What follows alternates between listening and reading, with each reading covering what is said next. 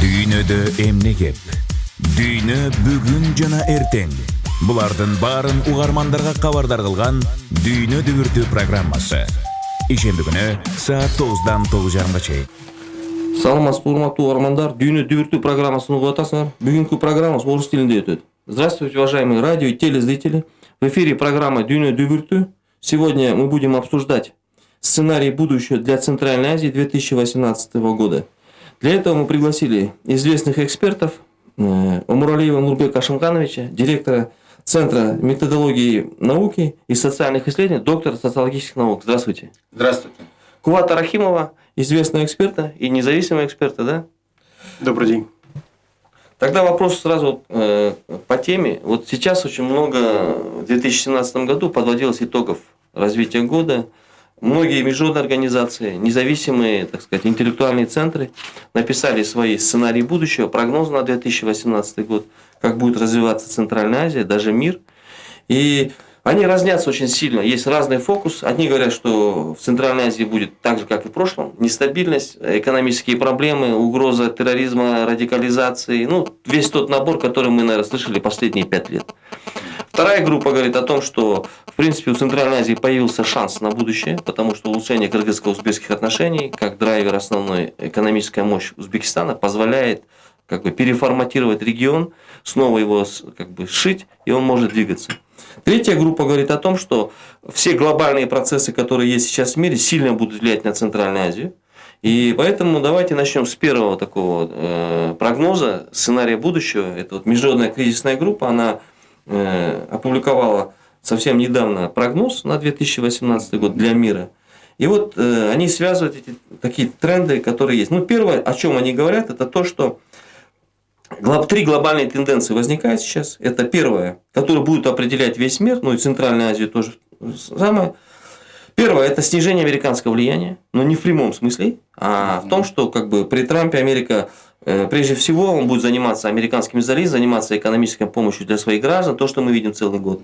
Второй тренд – это такой довольно крупный, растущая милитаризация внешнеполитической сферы. К сожалению, 2017 год показал, что все вопросы мировой политики, споры, какие-то торговые войны, экономические и даже военные, все решается с точки зрения милитаризации, такой военной силы, угрозы, применения сил. И третье – постепенное ослабление многостороннего сотрудничества между странами. И в конце концов это приведет к тому, что возникнут проблемы, которые мы даже не сталкивались в предыдущие годы. Поэтому у меня отсюда тогда вопрос такой. Как вы думаете, вот этот прогноз, вот три тренда глобальных, они как-то действительно имеют под собой основу или нет? Ну, к слову, надо сказать, что многие прогнозы, которые давались за последние 5 лет, 99% из них не сбылись, к счастью, пессимистично. Поэтому вот давайте сразу начнем, Нурбек Ашимканович. Как вы думаете, вот эти три глобальных тренда как-то будут влиять на международную политику, на Центральную Азию?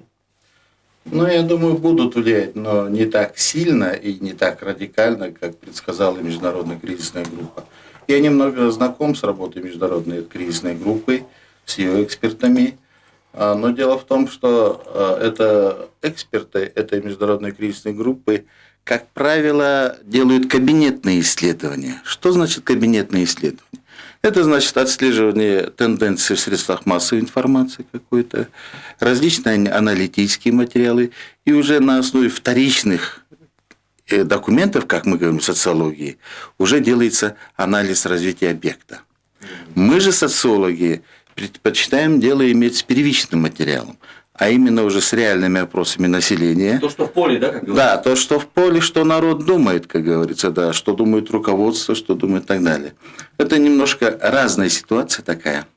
Вот, и поэтому, если по средствам массовой информации отслеживать и верить средствам массовой информации, иногда порой одиозным каким-то мнением, то, конечно, картина мира рисуется печальная.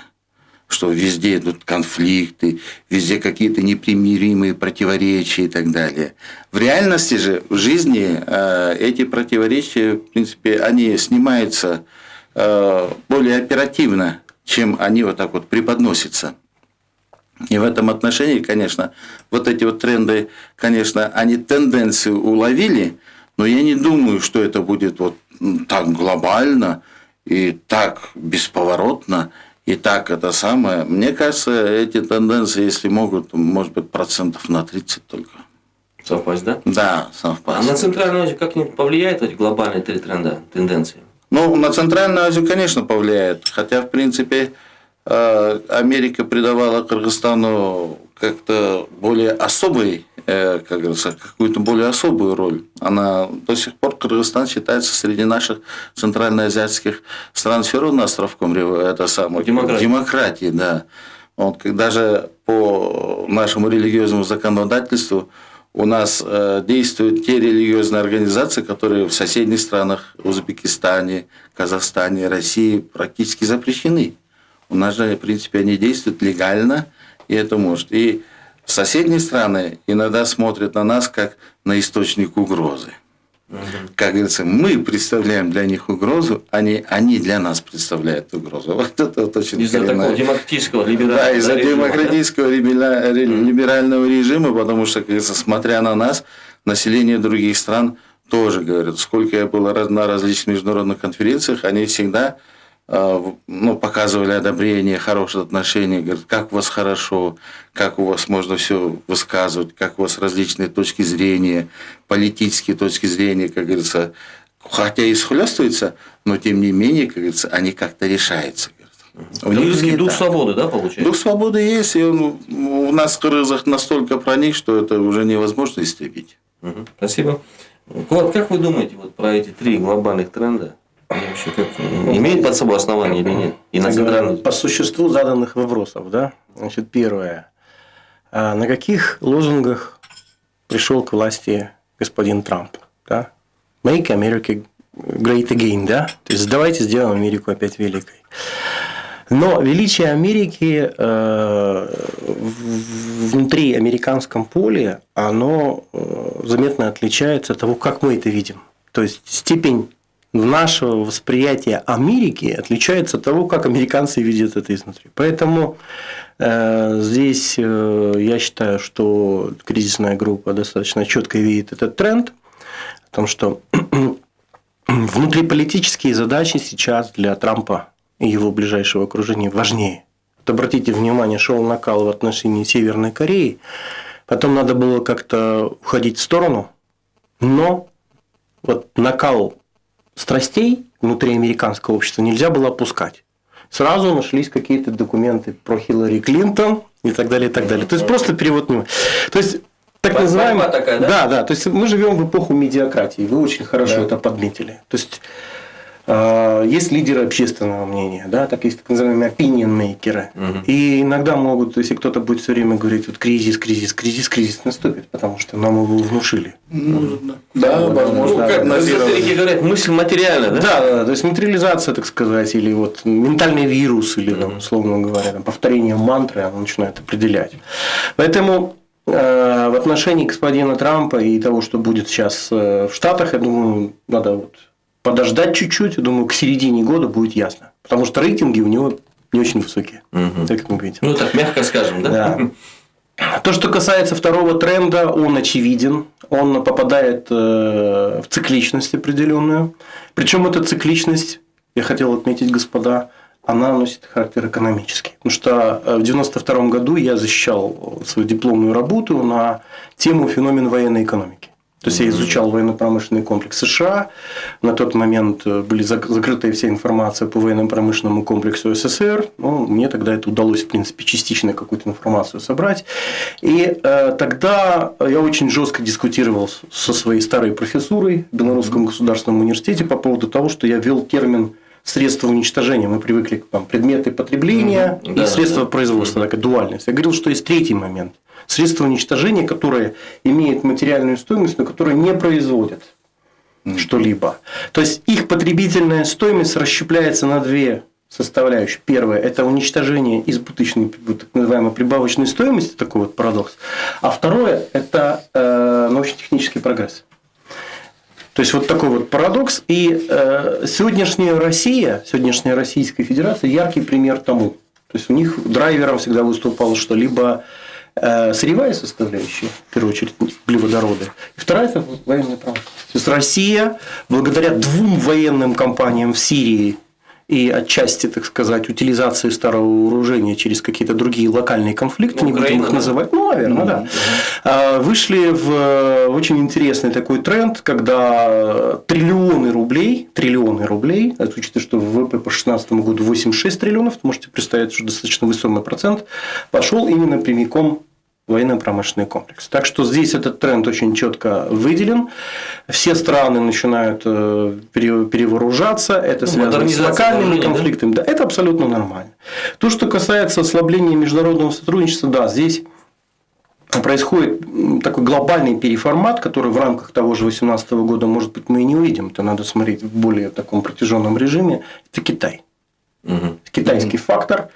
Фактически та концепция, о которой говорили политологи, так называемая чимерика, China, Америка, да, то есть я ее называю химерика. Если это будет, конечно, страшно. Почему? Потому что все остальные страны, все остальные блоки, они просто упадают на несколько уровней вниз. И уже первая и вторая экономика мира. Да, будет дуополия, чистой воды дуополия и так далее. Поэтому, по сути, сейчас мир находится вот в этом состоянии недопущения вот этой дуополии. Поэтому здесь мы должны быть к этому готовы по 2 причинам. Потому что мы зависим от 2 центров. То есть и от России, которая никак не хочет расстаться с статусом того, что она не является сверхдержавой в экономическом плане, но является сверхдержавой в военно-политическом плане. Ну, как Запад пишет, региональная держава с ядерными ракетами, да? Так точно, да. И с другой стороны, вот Китай, мы рядом, поэтому мы должны сейчас очень глубоко переосмысливать роль нашего соседа. Хотя я себя отношу формально к категории синоскептиков, но синоскептицизм подразумевает все-таки изучение.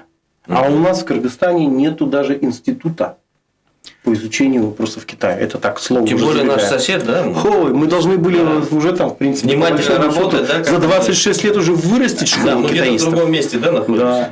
Да. Отчасти, как говорится, популярность китайского мы оцениваем по степени стоимости обучения китайскому языку. У нас сейчас контракт на китайское отделение самый высокий у нас по Кыргызстану. Да? Да.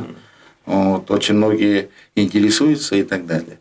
По второму тренду, я вот, честно говоря, тоже не такой сильный, как говорится, радикал.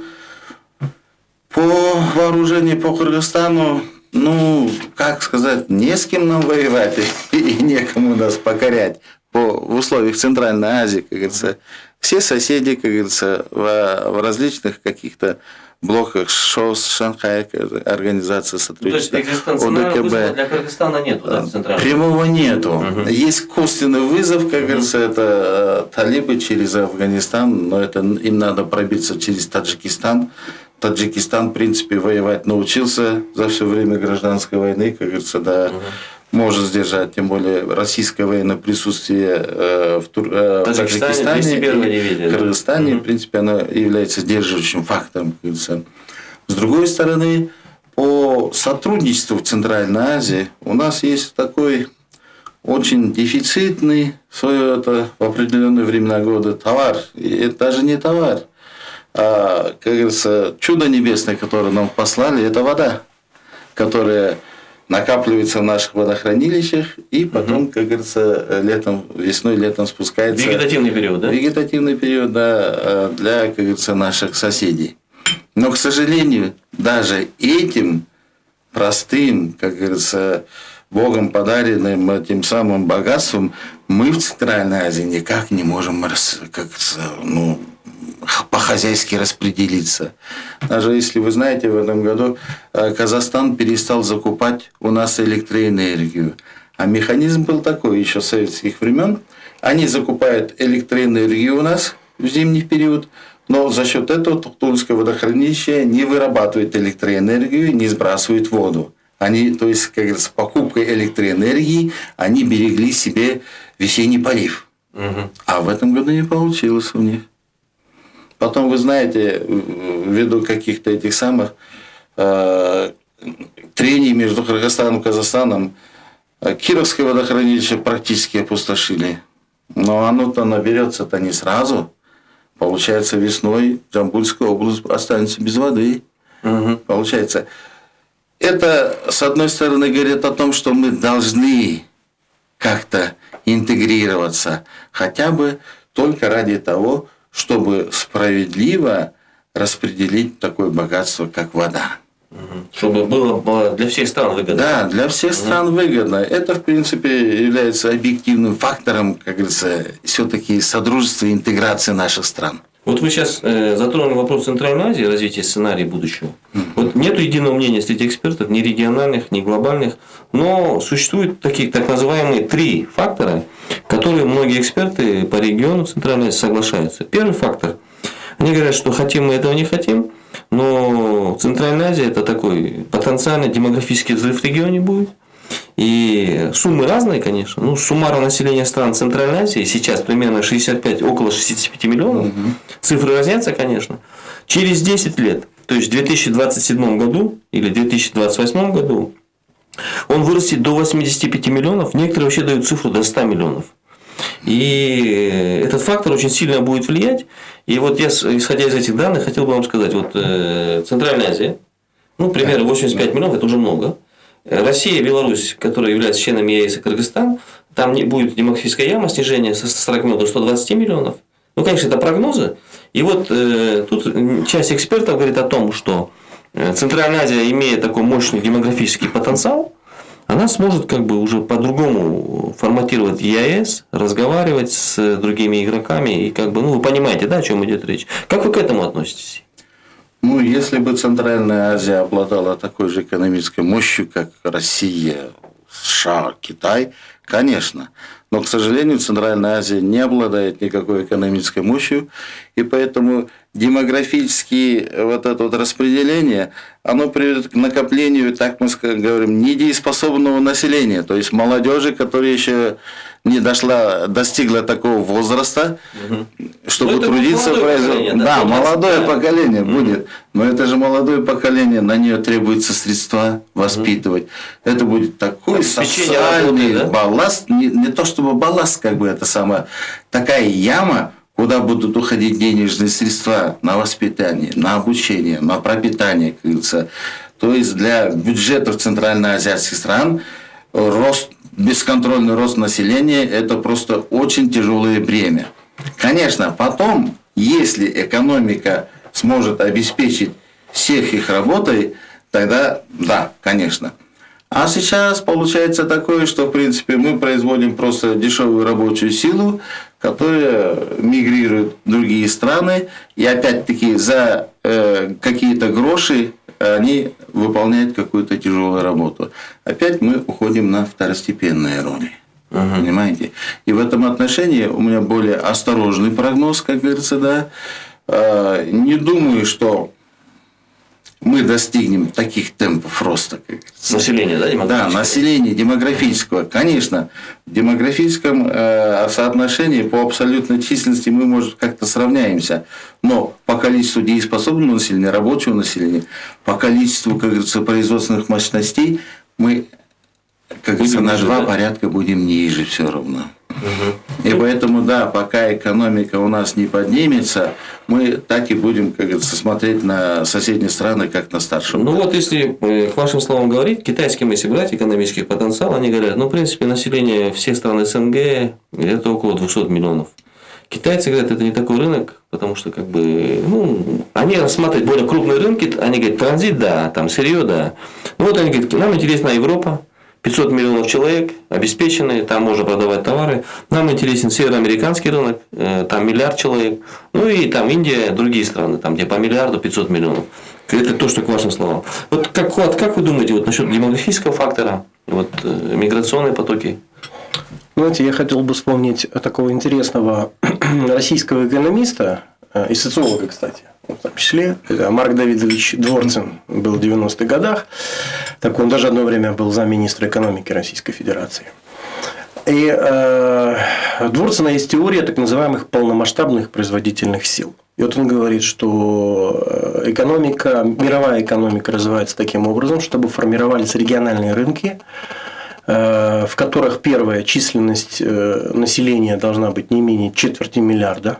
Раз, тогда это полноценный рынок. И второе, большинство технологий ключевых, значит, они находятся внутри вот этого экономического объединения. По сути, дезинтеграция СССР это был такой вот очень переломный момент, когда 140-миллионная Россия это уже действительно не является полноценным рынком с точки зрения теории Дворцена.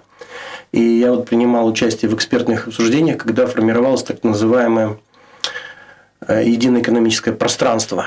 Это между таможенным союзом и нынешним ЕАЭС была попытка создать интеграционное объединение с участием Украины. Это больше был такой закрытый переговорный процесс, который, к сожалению, Россия провалила успешно, и в итоге мы получили из Украины, как вот условно говоря, непонятного, но союзника, врага, да? Если так прямо говорить. Если бы Украина и Узбекистан вошли бы вот в это ЕЭП, то тогда худо-бедно по теории Дворцена мы бы смогли бы выйти вот в этот режим, потому что Украина это 40 миллионов с чем-то, Узбекистан 30 с чем-то, как раз вот 70 миллионов плюс 180 миллионов ЕАЭС. Где-то на 300 миллионов, да, мы вышли? Да, мы выскочили бы 260, 250. Около 300 миллионов, это уже много. Да, это уже рынок, реальный рынок. Это первый момент. Второй, крайне немаловажный. То, что хотим мы того не хотим, демографический взрыв будет. И то, что подразумевалось в Советском Союзе при планировании, включая вот, скажем, если не брать распад СССР, то подразумевалось, что Средняя Азия будет поставщиком этой рабочей силы. То есть мы де-факто нетто-экспортер. Но здесь я хотел бы очень четко разделить, называя Центральную Азию минус Казахстан и минус Туркменистан. То есть это две страны, которых, я думаю, что какой бы взрыв ни был, все равно чисто территориально, чисто экономически, и в силу того, что они являются, так сказать, достаточно устойчивыми с точки зрения экспорта углеводородов, Казахстан еще к тому же крупнейший игрок в мире по урану.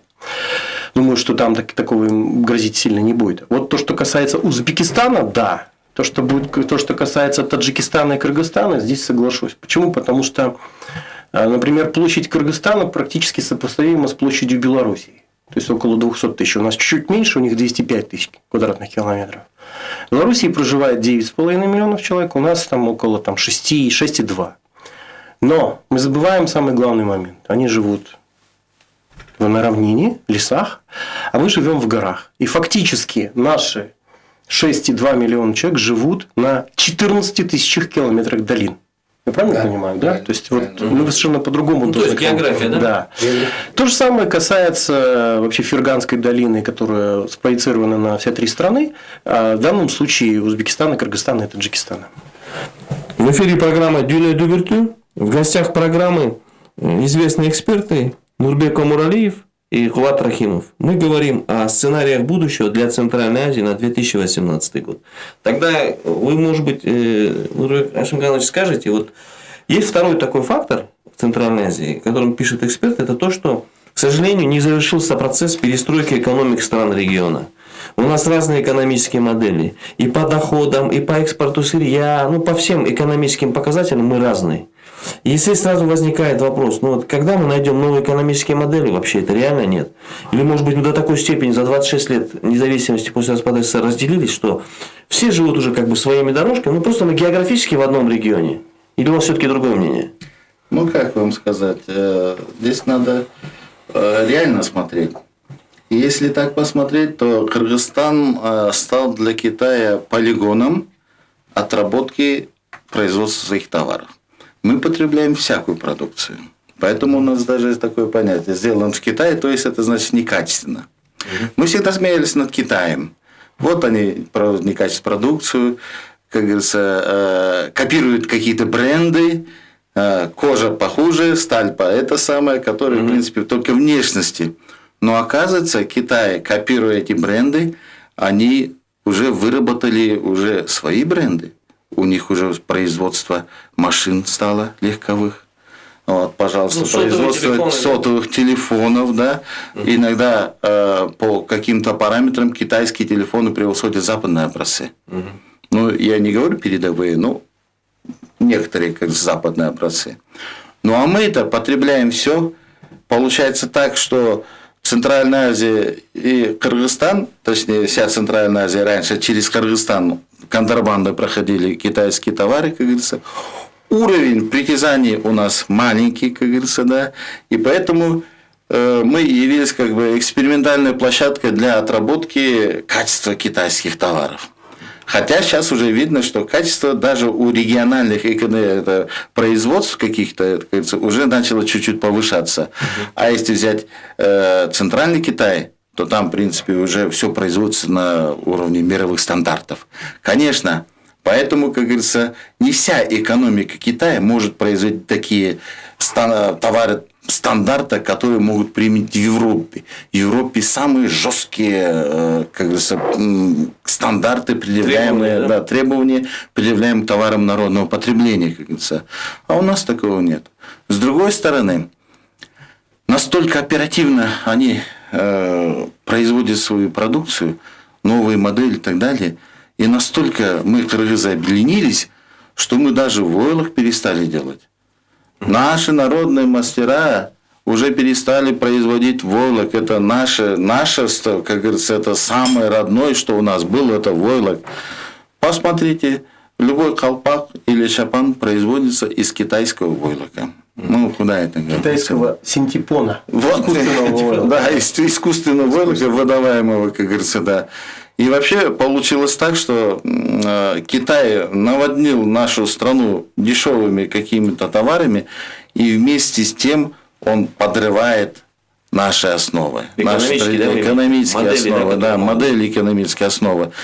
И кыргызы не хотят трудиться. Они вообще себя не видят, да, они вообще себя не видят на производстве, как на Западе, как говорится, промышленное производство, гиганты рабочие и так далее. Никогда такого не было. Кыргызы и в советское время не видели себя. А другие страны А другие страны приблизительно такое же. У нас в это время, в советское время, было объяснение феномена такого. Значит, мы из рода племенного строя сразу, минуя капитализм, перешли в социализм. Ну, теперь данный прием тоже наше правительство делает, что без промышленного производства мы из сельского хозяйства перенесемся в цифровую страну. Как это выйдет, я пока не знаю, как говорится. Но сейчас уже ясна тенденция нашего родного правительства о том, что, как говорится, человек, образование, цифровые технологии, как говорится, является как бы основой нашего будущего развития. Не промышленное производство, не развитие сельского хозяйства, а вот именно. С другой стороны, когда все будут айтишниками, кто тогда будет хлеб производить? Мясо и молоко. Вот такой вопрос. Будет работать на производстве, да? Хорошо. Тогда вот как третий тренд, который будет в Центральной Азии, это изменение миграционных потоков. Вот все эксперты отмечают, что Россия, как центр притяжения рабочей силы, теряет свою былую актуальность. И Кыргызстан уже как в миграционных потоках даже в пятерку не входит. И у нас произошла стабилизация наших мигрантов с 2012 года. Но появились новые направления помимо России для граждан стран Центральной Азии. Это Турция, Саудовская Аравия, Катар, Объединенные Арабские Эмираты, Южная Корея, ну, традиционно Запад. И у меня отсюда вопрос сразу, да, вот здесь еще такая проблема есть. Дело в том, что для того, чтобы интегрировать Центральную Азию или любую интеграционную, нужна, во-первых, общая идея, какая-то ценностная. И второе, нужен простой вещь, опыт проживания в единой стране. И вот сейчас в странах бывшего Советского Союза и в Центральной Азии в том числе выросло поколение, которому сейчас 25-26 лет. Это дети независимости. И у них их связь с бывшим Советским Союзом или опыт проживания в одной стране связан только с родителями. Мы, допустим, имеем опыт, да, там, проживания, как-то говорим. Они жили в совсем другой стране. У них совершенно другой менталитет. И ориентируются они на совсем другие как бы, ценности. Отсюда сразу вопрос тогда к вам, Куват. Да? Вот, экономические модели, миграционные потоки и вообще как объединяющая идея будет в Центральной Азии? Ну, давайте все-таки сначала расставим как бы точки над «и». Я вот поддерживаю концепцию нашего же земляка Мурата Сюнбаева, который говорит о том, что нет такого понятия, как Центральная Азия. Почему? Потому что у нас настолько разноплановые интересы, и я в первую очередь имею в виду Казахстан и Туркмению. Туркменистан, да, потому что, скажем, если Узбекистан такая как бы переходная, особняком стоящая модель, то там, Кыргызстан, Таджикистан – это вот действительно нетто-поставщики рабочей силы, это те страны, которые имеют более 40% доходов бюджета, связанных с перечислением трудовых мигрантов, то Казахстан выступает страной, которая, наоборот, принимает мигрантов. Но и есть свои мигранты тоже у них есть. Есть свои мигранты, да. Это называется приграничная миграция. Я сам в свое время жил, работал, например, в том же Кустанае, отслеживал те процессы. Довольно много людей, да? Мы их просто как бы они в глаза не бросаются, да, потому что и там славянское население. Просто там голубой паспорт или красный паспорт условно. Так вот, возвращаясь к таким глобальным трендам, здесь надо вот отслеживать вот два момента. То есть население Узбекистана – это большая половина населения всей Центральной Азии. Казахстан прирастает в основном за счет притока оралманов, то есть за счет того, что дает какие-то преференции для этнических казахов, проживающих в Китае и Монголии. То Таджикистан и Кыргызстан растут в силу естественных причин, то есть за счет деторождения. Вот. Ну, демографически, да? Чисто да. То есть, демографически можно и оралманов тоже считать, что приедет. Так вот, в данном случае здесь надо понимать, на мой взгляд, две вещи. Первое. Мы должны диаметрально кардинально поменять свой подход к понятию диаспоры. То есть мы должны уже признать, что мы диаспоральные нации, что пункт привязки к территории бывшей Киргизской ССР, то есть территории бывшей Киргизской ССР, волей случая стала ныне территорией суверенного Кыргызстана. Но это не значит, что должна быть тождественность, должна быть синонимичность. Вот эта территория 199 500 квадратных километров, это и есть, вот только и есть место, где существует, например, там кыргызы могут существовать. Они абсолютно полноценно себя реализуют в России, в Турции, в Южной Корее, в США и так далее. Везде есть диаспоры. То есть, к чему я веду? То же самое, кстати, касается и узбеков, и таджиков, раз на то пошло. Ну, и Казахстана тоже. Да. То есть, с учетом 500 000 тех же казахов, которые проживают в России, и достаточно большого количества проживающих в Китае, в Монголии и так далее. Но у них, кстати, тоже нет ощущения диаспоральности. Я к чему веду? Армения, для большинства армян, которые живут за границей, это такое восприятие, как дача, как они говорят. Потому что в Армении живет армян меньше, чем все остальное. Когда прилетаешь в аэропорт Звартноц, Ливане, там просто восхищаешься, как это сделал. Это подарок этнического армянина, гражданина Аргентины, господина Яникяна. Он инвестировал, он понимает, что это трудноокупаемый объект, но он его сделал. Потом, когда меня выводили по Еревану, говорили, это вот эти американские армяне, это вот французские, Ким Кардашьян, вот семейство Кардашьян, допустим, то есть они да. Поэтому, когда мы осознаем нашу диаспоральность и начнем, извините за мою крамолу, выталкивать людей для того, чтобы они были успешными где-то за границей, тогда это, как ни странно, залог нашего успеха. По моему прогнозу, где-то к 2035 году мы должны со всей вот этой части с 3 стран, Узбекистан, Кыргызстан, Таджикистан, должны выдавить не менее 20 миллионов человек. Почему? Потому что у нас просто, если мы не будем сейчас заниматься такой как бы кардинальной перестройкой экономики, у нас будут проблемы. Вот. Тогда вот один к этому вопрос момент. Ну, с другой стороны, есть такой момент, да? Потеря человеческих ресурсов для любого государства, тем более суверенного, современных условиях, это очень опасно. Потому что не воспроизводится человеческий капитал, трудовые ресурсы. Ну, весь этот логический ряд, да? Я отвечу вам на этот вопрос очень просто. Понятие суверенности сейчас оно становится очень гибким. Раз. Второе, это не значит, если человек там уехал куда-то, он, значит, не вернется. Это 2. И третье, зачастую человек, который работает за пределами страны, может дать гораздо больше пользы стране, нежели чем если он был бы вот обязательно с таким-то паспортом и с обязательно там с пропиской там в каком-то населенном пункте. То есть он за границей становится успешным, потом вкладывает деньги, в этом смысле? Да? Я хочу просто привести пример наших соседей в Узбекистане, например, господин Алишер Русманов, да, это миллиардер мирового уровня, он играет в такие вещи, как там Facebook, там и так далее, и так далее. Или там Искандар Махмудов, который сидит в металлургической отрасли, человек, который не последний человек в иерархии того же российского «Газпрома».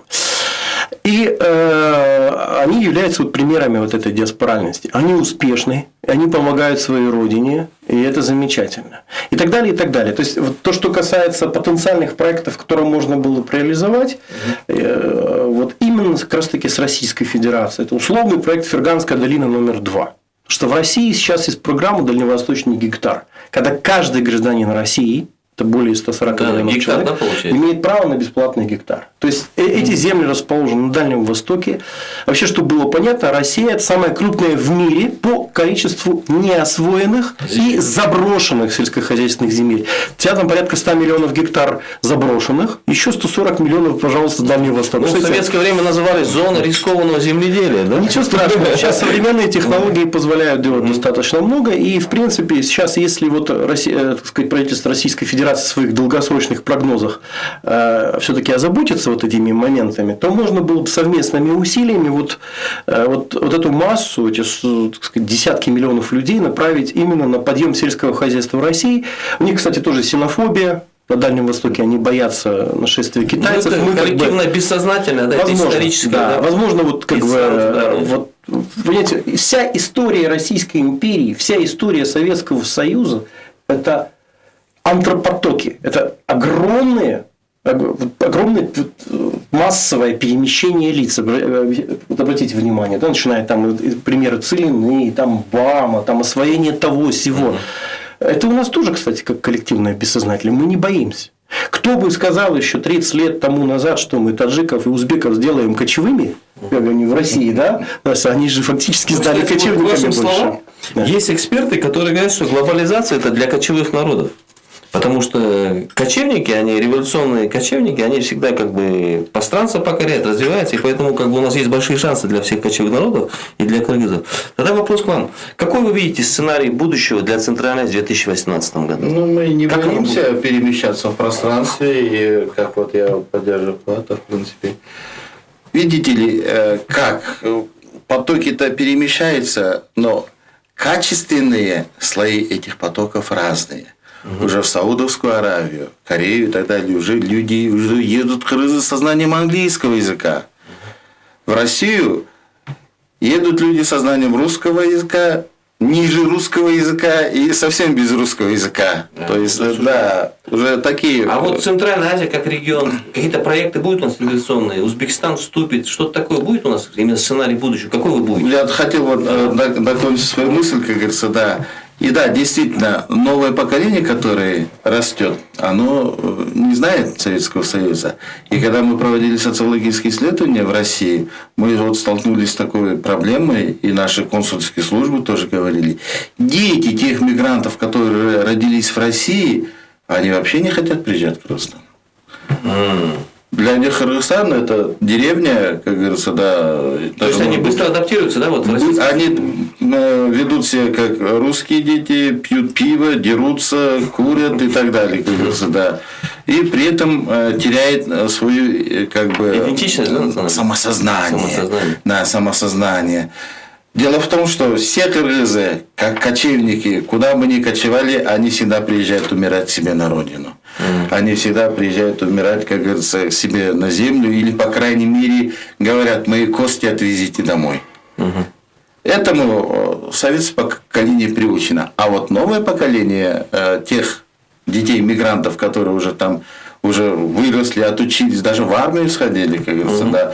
Для них Кыргызстан это какая-то абстрактная страна, как говорится, да, куда приедешь, там ни того нету, ни этого нету. В некоторых вообще, у нас же мигранты выезжают из отдаленных сел, в некоторых селах вообще света нету, интернета нету и так далее, как говорится. Вот. И поэтому сейчас вот для нас вот это является очень опасной страной, что мы можем потерять эту молодежь, которая выросла в России. Поэтому, я думаю, нашему правительству надо продумать какие-то меры для того, чтобы, как говорится, повысить, как говорится, престиж своей родины в их глазах, да, чтобы как вот Кулат говорит, чтобы даже если они вот как будут какими-то миллионерами, а многие лидеры диаспор давно уже предлагают, давайте во Фрунзе что-нибудь такое сделаем, говорит, может быть, Эйфелеву башню, мини-копию там, или еще то есть что-нибудь. то, что он видит, он как бы вкладывает. Да, они вот хотят тоже как-то помочь своей родной стране, но, в принципе, такой организующей силы для помощи пока нет. Ну, будем надеяться, что в будущем, наверное, возникнет какая-то. Да, мы тоже будем надеяться, и сейчас у нас надежда как не только на Россию, но уже и на Саудовскую Аравию, Турцию и так далее, где уже, вы знаете, в России уже говорят, это знание одного иностранного языка, а там уже знание 2 иностранных языков, плюс-минус высшее образование, как говорится, то есть категории. И вот меня радует, да, если раньше в России наши кыргызы выполняли дворнические какие-то функции, строительные функции, то сейчас они уже социальная лестница поднимается. Поднимается очень сильно. Вот. Какие сценарии будущего для Центральной Азии в 2018 году вы видите? Ну, в пределах 1 года сложно увидеть все, наверное, тренды, можно говорить, там 18-20. Так вот, наверное. То есть, первое, это, конечно, это все будет проходить под флагом формулы, которые мы параллельно пришли с рядом московских китаистов. То есть, я здесь как экономист к этому шел, а они уже, собственно, как политологи. Это называется формула очень просто. Русский штык, китайский юань. То, что у нас сейчас будет в Центральной Азии. И в рамках вот этой парадигмы, по сути, у нас сейчас можно увидеть что? Первое, что, думаю, что очевидно, военная база в южной части Ферганской долины будет, я имею в виду Баткен, российская военная база. И хорошо ли это, плохо? Ну, скорее хорошо, чем плохо, потому что это все-таки защита наших каких-то интересов. Мы члены УТКБ. Это крайне немаловажно. Второе. Мы должны всячески на всех уровнях стремиться к тому, чтобы Узбекистан вернулся в лоно УТКБ. Полноценным участником со всеми вытекающими отсюда обязанностями, в первую очередь обязанностями. Мне сейчас, например, смущает, что вот многие повелись на, как я говорю, блеск и мишуру пиара, который идет из Оксароя. Там пришел новый президент, реформирование и так далее. На самом деле мы же до конца не знаем все подводные течения, что там под столом, как говорится, какие внутриполитические тренды, какая там борьба еще идет.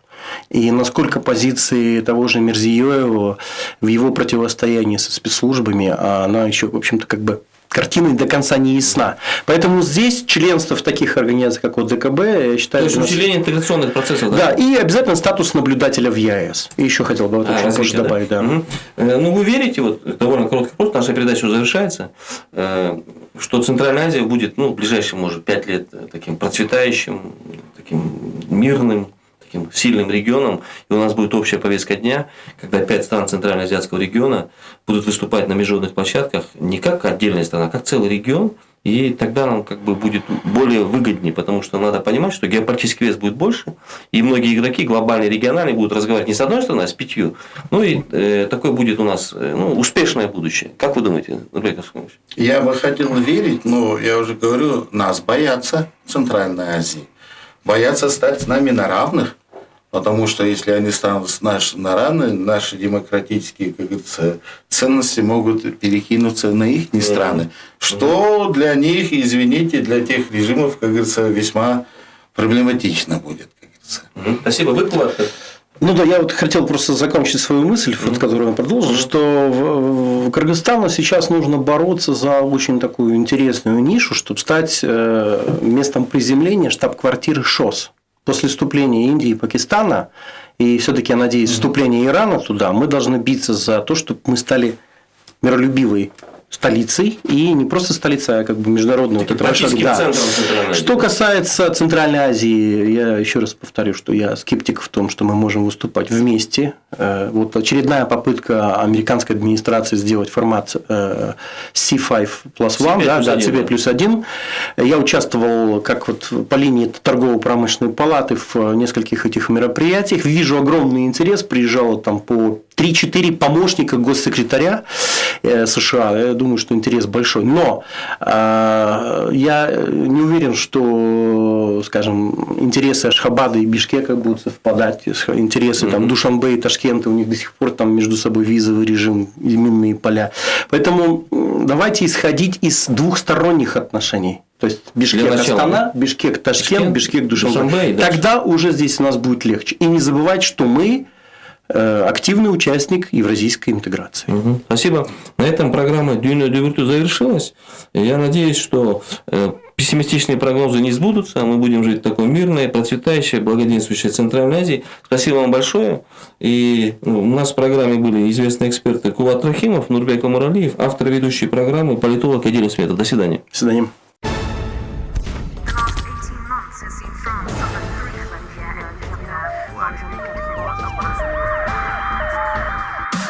Дүйнөдө эмне кеп?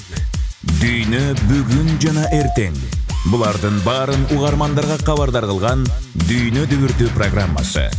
Ишемби күнү саат 9-дан 9:30 чейин.